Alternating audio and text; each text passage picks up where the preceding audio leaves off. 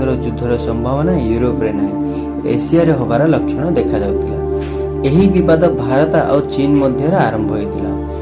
ବିବାଦ ଏତେ ବଢ଼ିଗଲା ଯେ ବହୁତ ସୈନ୍ୟ ମୃତ୍ୟୁହାତ ହେଲେ। ଦୀର୍ଘ 45 ବର୍ଷ ପରେ LACରେ ଗୁଳି ଫୁଟିଲା।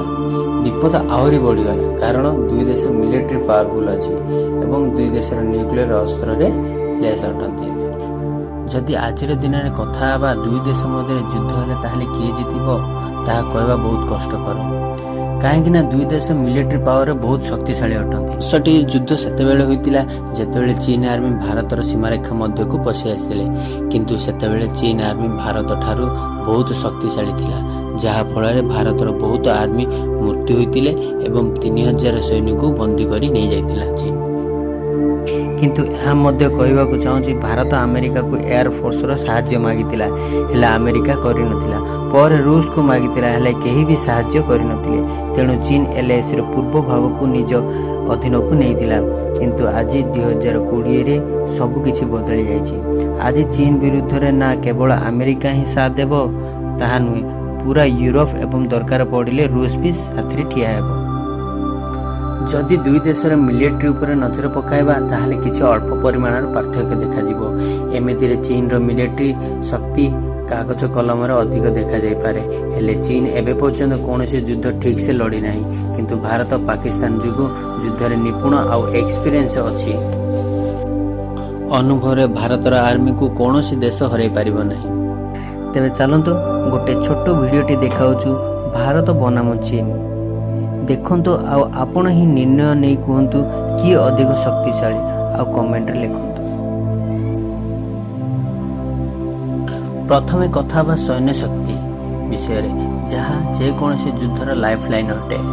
ଚୀନ ପାଖରେ ଦୁନିଆର ସବୁଠୁ ବଡ଼ ସୈନ୍ୟବଳ ଅଛି, ଯାହାକି ଆଜିର ଦିନରେ 20,45,000 ସୈନ୍ୟ ଅଟେ। ଆଉ 5 ଲକ୍ଷଙ୍କୁ ଯୁଦ୍ଧ ପାଇଁ ପ୍ରସ୍ତୁତ ରହିବାକୁ ସବୁବେଳେ ନିର୍ଦ୍ଦେଶ ଦିଆଯାଇଥାଏ। ସେଠି ଭାରତ ପାଖରେ ମାତ୍ର 12,70,000 ସୈନ୍ୟ ଅଛି, ଆଉ 9,60,000 ସୈନ୍ୟଙ୍କୁ ସବୁବେଳେ ଯୁଦ୍ଧ ପାଇଁ ପ୍ରସ୍ତୁତ ହୋଇ ରହିବାକୁ କୁହାଯାଇଥାଏ।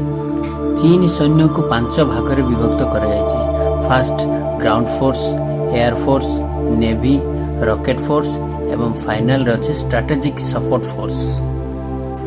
ଗ୍ରାଉଣ୍ଡ ଫୋର୍ସରେ 9,75,000 ସୈନିକ, ଏୟାର ଫୋର୍ସରେ 3,98,000 ସୈନିକ, ନେଭିରେ 2,40,000 ସୈନିକ, ରକେଟ୍ ଫୋର୍ସରେ 1,00,000 ସୈନିକ ଅଛନ୍ତି। ଶେଷରେ ଷ୍ଟ୍ରାଟେଜିକ୍ ସପୋର୍ଟ ଫୋର୍ସ, ଯାହାକି 2015ରେ ଗଠନ କରାଯାଇଛି।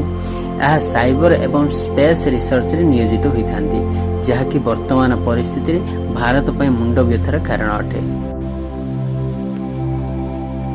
ସେପଟେ ଦେଖିବାକୁ ଗଲେ ଜନସଂଖ୍ୟା ଦୃଷ୍ଟିରୁ ଦୁଇ ଦେଶ ବହୁତ କ୍ଷତି ସହୁଛନ୍ତି। ଭାରତ ନିକଟ ଅତୀତରେ ମିଲିଟାରୀ ଫୋର୍ସକୁ ବହୁତ ଆଡଭାନ୍ସ ଲେଭେଲରେ ପହଞ୍ଚାଇ ପାରିଛି। ଏହା ସହ Bharat army British, France, America, Japan, Australia military ସହ ଟ୍ରେନିଂ ନେଉଛି ଏବଂ ଜଏଣ୍ଟ ଅପରେସନ ମଧ୍ୟ କରୁଛି। ଭାରତ ନିଜର ହତିଆରକୁ ବହୁତ ଆଡଭାନ୍ସ କରିଛି। ବିଶ୍ୱରେ ଭାରତ ଆର୍ମିକୁ ଯେକୌଣସି ଦେଶ ତୁଳନାରେ ଡେଞ୍ଜରସ୍ ମାନାଯାଉଛି। ଭାରତ ମିଲିଟାରୀକୁ 3 ଭାଗରେ ବିଭକ୍ତ କରାଯାଇଛି।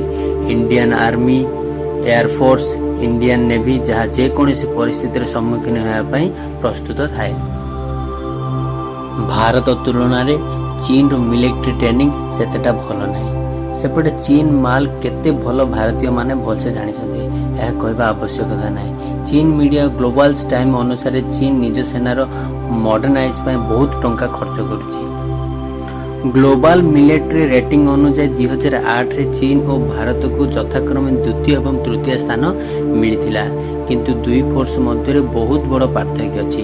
ଚୀନ ଆର୍ମି ପାଇଁ ନିକଟରେ $261 ବିଲିୟନ ମୁଦ୍ରା ଖର୍ଚ୍ଚ କରୁଛି, ସେପଟେ ଭାରତ ମାତ୍ର $71.1 ବିଲିୟନ ମୁଦ୍ରା ଖର୍ଚ୍ଚ କରିଛି। ସେପଟେ ଆର୍ଥିକ ଅବସ୍ଥାକୁ ଦେଖିଲେ ଚୀନ ଭାରତଠାରୁ 5 ଗୁଣା ଭଲ। ତେଣୁ ଯଦି ଯୁଦ୍ଧ ଲାଗେ ତାହେଲେ ଭାରତଠୁ ଚୀନ ବେଶୀ ଦିନ ଯୁଦ୍ଧ କରିପାରିବ। ମିଲିଟାରୀ ଟ୍ୟାଙ୍କ ବିଷୟରେ ଯଦି କଥା ହେବା, ଭାରତ ପାଖରେ 4,200 ଅଛି, ସେପଟେ ଚୀନ ପାଖରେ ମାତ୍ର 3,200 ଟ୍ୟାଙ୍କ ଅଛି। ଲଢୁଆ ବିମାନ କଥା କହିବା ତାହେଲେ ଚୀନ ଭାରତଠୁ ବହୁତ ଆଗରେ ଅଛି। ଆଜିର ସମୟରେ ଚୀନ ପାଖରେ 3,210 ଏୟାରକ୍ରାଫ୍ଟ ଅଛି, ଆଉ ଭାରତ ପାଖରେ 2,123 ଏୟାରକ୍ରାଫ୍ଟ ଅଛି। एमितिरे एयरपोर्ट भी भारत ठू चीन रो बहुत भल अच्छी। नेवी विषय जदि कथा हवा ताहले चीन पाखरे 775 नेवी जहाज अच्छी आ भारत पाखरे मात्र 285 जल जहाज अच्छी। जदि बुड़ा जहाज विषय कथा हवा ताहले चाइना पाखरे 74 बुड़ा जहाज अच्छी मात्र भारत पाखरे 16 बुड़ा जहाज अच्छी, जहाँ भारत में बड़ चिंतार विषय। किंतु अन्य पटे देखा गले दुई देश पाखरे न्यूक्लियर पावर अच्छी, जहाँकि चीन पाखरे 320 न्यूक्लियर वार हेड अच्छी किंतु भारत पाखरे 150 न्यूक्लियर वार हेड अच्छी। नो फास्ट स्ट्राइक पॉलिसी द्वारा कौन भी देश प्रथम परमाणु बोमा व्यवहार करिबो नहीं। जदि युद्ध हुए तेरे कौ देश क्या समर्थन दब। एमितिरे चीन तार कूटनीति कारण केवल पाकिस्तान को छाड़देले अन्य कौन देश साहाय्य करेंगे नहीं। किंतु निकट किछि वर्षरे भारत बहुत बड़ बड़ देश सह संपर्क भल रखिछि। अमेरिका, रूस, जापान, फ्रांस एवं ब्रिटेन भारत सह रहिबे। अमेरिका भारत को वर्तमान परिस्थिति खुलम खुला समर्थन दउछि।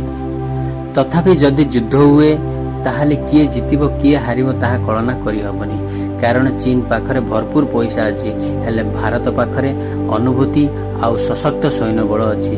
सेपटे चीन तार 90% वाणिज्य भारत महासागर दे करे, जहाँकि भारत अधीन रे अछि। तेणु चीन भारत को हरेबा बहुत कठिन। तथापि आपण माने कोन भाबुचंती युद्ध हेले किए जितिबो हमकु कमेंट करी निश्चय कहंतु। जदि आम चैनल को आपण सब्सक्राइब करि नाहंती ताहले जल्दी करंतु आ वीडियोटी भलो लागिला जदि लाइक करंतु। धन्यवाद।